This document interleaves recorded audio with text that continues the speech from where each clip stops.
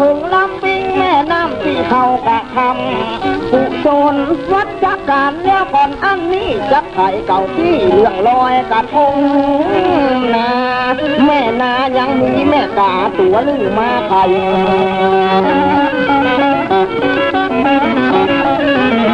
ยังแม่ติดใจนะเพราะว่าตีไม่จนตั้งเสียลงมาตีจนตั้งไข่กายอดลงไปตกแล้วก็เลยไหลกว่าแต่กระจายไปอยู่หลายแห่งโดยที่หนึ่งนะเวลาไหลไปลวดไปอาศัยอยู่ริมฝั่งน้ำส่วนแม่ไก่ตัวนั้นลงมาที่หันเลยไปป่าหันเก็บเอาไปรักษาไว้ก็นึกว่าผู้ใดแล้วก็ของสำคัญนาเจ้าน้องนาเก็บไว้รักษานึกเป็นของวิเศษแม่ไก่ก็นึกนะประหลาดในใจแล้วมันเป็นของไทยไหลมาอยู่นี่นะมาปะใส่ไข่วันนี้แล้วมันเป็นของไทยคนใดแม่ไก่ก็คิดนึกแล้วสงสัยว่ามาจากไหนจากไทยไข่กาได้แต่กาใจมีพระองค์ใจออกมาจากน้ำ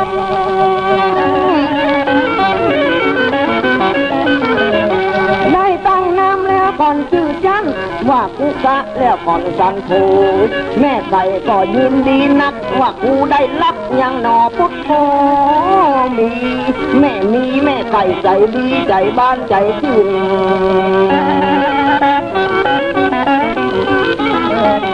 บ้านบ่ใจมนุษย์ในโลกสงสารบ่ใจสามัญโยนยันต่ำใต้แม่ไก่ได้เก็บมาไว้บุญตั้นลังโพดใครเฮาแม่ไก่จุ่มย้อยบ่ได้มองเงาลังได้เพิ่งเขาเมื่อเข้าเมื่อแก่ทีนี้จะกล่าวถึงหน่วยที่สองแม่หัวเขาตอนตะเก็บไก่ไว้แม่น่ะก็ยังเก็บได้ปล่อยจากแม่น้ำนะเวลาหวังไข่อยู่มาแถมนะว่าเมินแต่เล่าซ้ำเกิดเป็นเจ้าแล้วก็หนอองค์ใจนาให้น้องนายผิวพรรณอันใดก็งามพ่องน้ำชื่อจันวนาคะมาโนเพราะว่าแม่โคเก็บมาไว้หันนะส่วนพระองค์นะเวลาเจืองจันตันสำเป็นหนอโพธาแม่หัวก็ฮักองค์ปักฮักษาส่วนหนอโพธาเขาลบเพียงยัง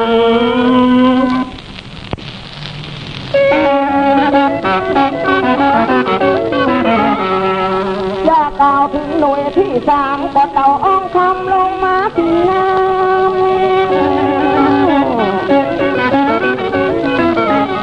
จำได้มาปะไข่กางามล้ำลอยอยู่ในแล้วก่อนน้ำใส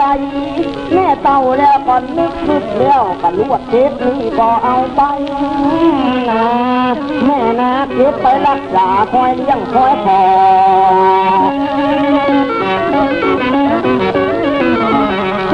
ตั้งนอกมันก็เป็นไข่กาตั้งในมันตาหากว่าถึงเจ้าตกแถมวันปู่เมื่อเจ้าไข่กาก็แตกออกมาแล้วก็แม่เต่าน้อยก็หันกับตามีหนอโพธาออกมาจากไข่โดยที่สามีนามว่ากัสโปอกแม่ตาโพปาคุลังโดยที่สี่นะเวลาแถมนั้นลงไปนึกล้ำนะบาเดียวแต่หนาข้าเจ้าได้โพธออกปากมีพระญานาคแล้วก็เก็บเอาไปโนแม่โนชื่อนาคาโนซ้ำได้เป็น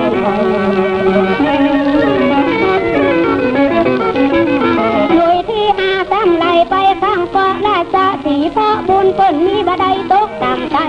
ราชสีท่านได้เก็บไว้น้ำว่าเจ้าองค์การองค์พี่น้องนี่เป็นลูกป่าเพราะลมพัดป่าเจ้าสูงได้แตกดังห้าแล้วก่อนพระญาก็มาปะกันที่ใต้ต้นไม้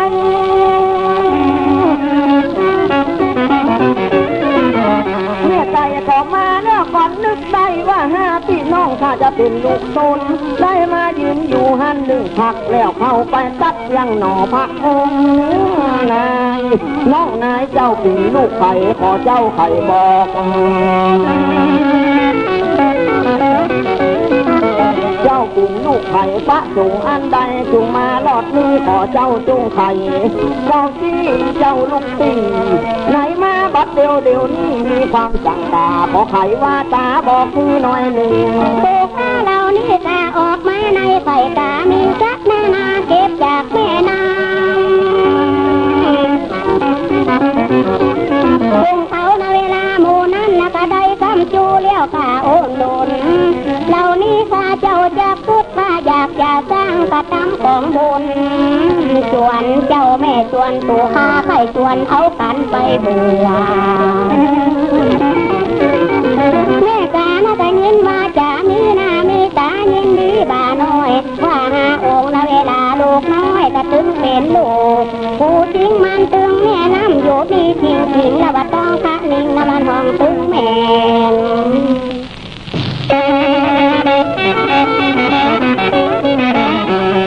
แม่กาได้ร่วมทำบุญได้บวชลูกตนนะประทำกุศลไว้แล้วคนหายังพระแล้วก่อนดอกเกี้ยวก็ได้ผักหน้าจำกินตามนกดวงขาติดนะมาปล่อยลงน้ำลำปิงถึงเบิ้ลทิ้งนกถึงลำปิงทิ้งน้ำแม่ใหญ่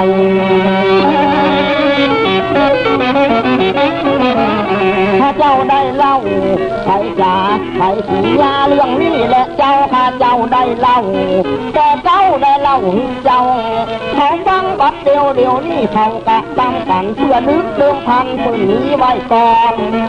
นับเป็นเดือนยี่เหนือนะเวลาแหมลงเขาลอยกระทงอย่างมาบนลังได้แต่งกระทงตามวัดเลบันเลี้ยวเอามาแข่งเลี้ยวขาขันบางคนก็ได้ประเภทความคิดบางคนก็ได้ประเภทสวยงามยินเจ้าแม่ยินที่สนามเล็กเลนจังวัดยังใหม่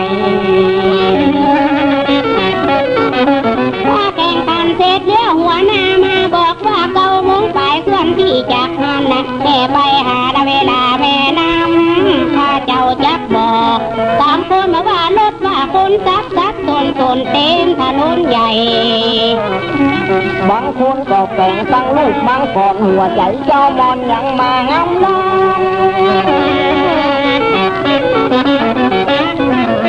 บางคนก็แต่งลูกเรือลอยน้ำบางคนก็แต่งลูกนอละสิงอันยังมางามแต่เล่าของแต่งลูกเจ้าแผ่นดินเนาะนักว่าเจ้าแม่เนาะต้องกับแต่งเรื่องเหาะเมาะแต่เหมาะว่า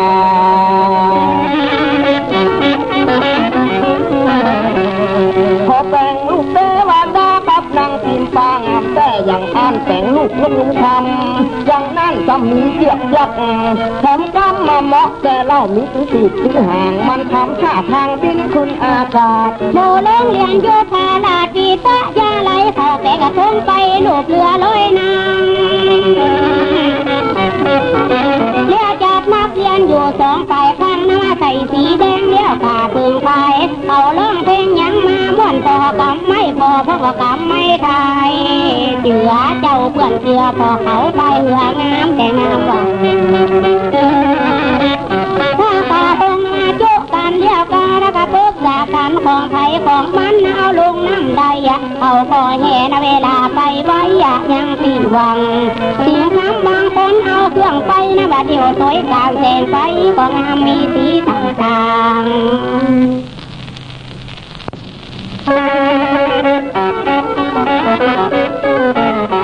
ลอยกระทงเชียงใหม่ตึงม้วนแต่เรือเฮาก็แต่งเรือกระเป๋ายังมางามล้ำ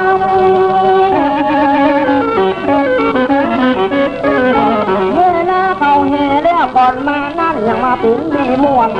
มีพอยบอกว่าบ้านไก่แล้วก่อนบ้านไก่เขากาไหลกันมาก่อนนา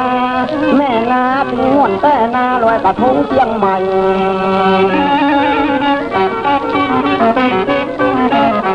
พอเขาแบ่งแล้วก่อนตาเขาหนังสือพิมพ์ลงพวกไว้อย่างอันมีตั้งดอกแก้งามอย่างนั้นเขาเอามาห้อย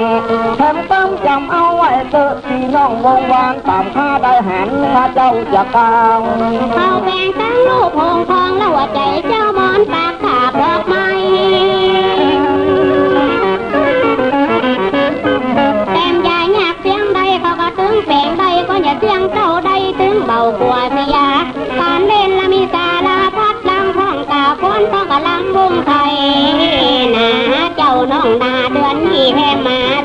เพียงอย่างตาทงมีนักมีตึงของวัดและของคุณทหารเขาแห่มาตานกลางน้ำแม่กว้างเสียงไผ่เขาใจบุญเกณฑ์ล้ำเขาแห่มาตานหมกใบหมกบอ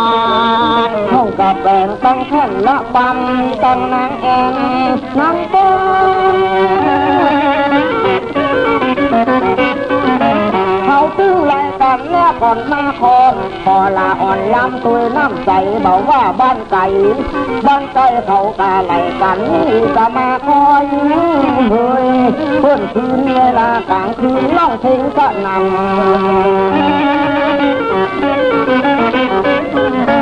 เวลาเมื่อยัง